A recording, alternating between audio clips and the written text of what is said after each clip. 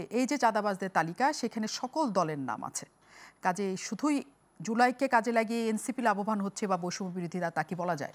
123 জনের কথা বলেছেন, সেখানে 44 জন বিএনপির, 25 জন পতিত আওয়ামী লীগের ফ্লেভার আছে, আর 6 জন হচ্ছেন জামাত, সব মিলে 75 জন, বাকি আছে 48 জন।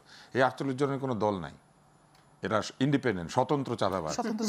হ্যাঁ, তাহলে এদের নাম নাই মানেই হচ্ছে এরা ক্ষমতায় আছে।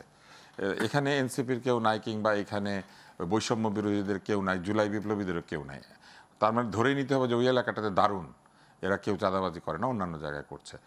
এই যে 48 জনের পরিচয় বলেই নাই, কারণ বললে পরে চাকরি থাকবে না, ঘেরাও হবে, থানা ঘেরাও হবে, এইটা হবে সেটা হবে, এই জন্য বলে নাই। আমি তো দেখছি 48 জন স্বতন্ত্রই এখানে সবচেয়ে বেশি। এখন এই ঘটনা যদি সত্যি হয়, তাহলে তো এই আইন শৃঙ্খলা পরিস্থিতির দায় সম্পূর্ণভাবে স্বরাষ্ট্র উপদেষ্টাকে নিতে হবে, যে এত বড় বড় দল থেকে 44 জন, 25 জন আর 6 জন, আর স্বতন্ত্র চাঁদাবাজ 48 জন। একটা এলাকায় স্বতন্ত্র চাঁদাবাজ গজি উঠেছে, যাদের দল টল কিচ্ছু নাই, তারা একাই রাজা।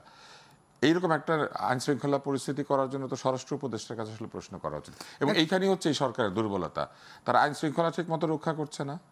এবং আমি দেখলাম যে একটা সভার মধ্যে প্রেস কনফারেন্স উনি সবাইকে বলছেন, ওনার কথা শুনতে পান, ওনার কথা শুনতে পান, উনি নিজে শুনতে পায় কিনা সেটা হচ্ছে প্রশ্ন। সাংবাদিকদের আরেক সাংবাদিকের প্রশ্ন শুনতে হবে এমন কোনো কথা নেই। এইগুলা শুরু হয়েছে। তো এইগুলা যদি হয়, তাহলে কি আসলে মানুষ আস্থা পাবে? তাহলে কি মানুষ বিশ্বাস করবে যে আসলেই সদিচ্ছা আছে যে আইন শৃঙ্খলা পরিস্থিতি উন্নতির?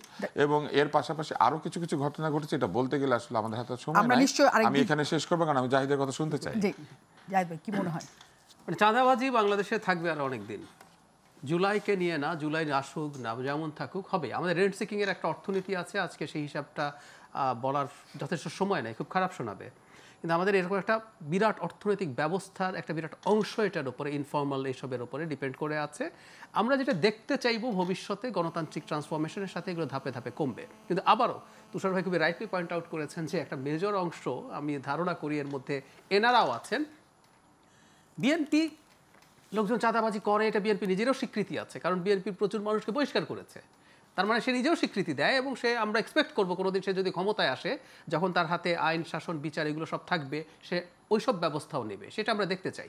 কিন্তু ওই একই কথা পুনরায়, যে আপনি আমার উপরে যে এক্সপেকটেশন তৈরি করেছেন, আপনি অন্য চাঁদাবাজি করে বলে আমি করব, এমনকি জামাতের 6 জন, ধরুন আমি জামাতের এই 6 জনকে বিএনপির তুলনায় অনেক বেশি গুরুত্ব দিয়ে দেখতে চাই, কারণ তার ব্র্যান্ডিং হচ্ছে সৎলোকের শাসন চাই। তো এই সৎলোকের শাসন চাওয়া, ব্র্যান্ডিং করা দলটা 6 জন চাঁদাবাজিতে যাবে কেন?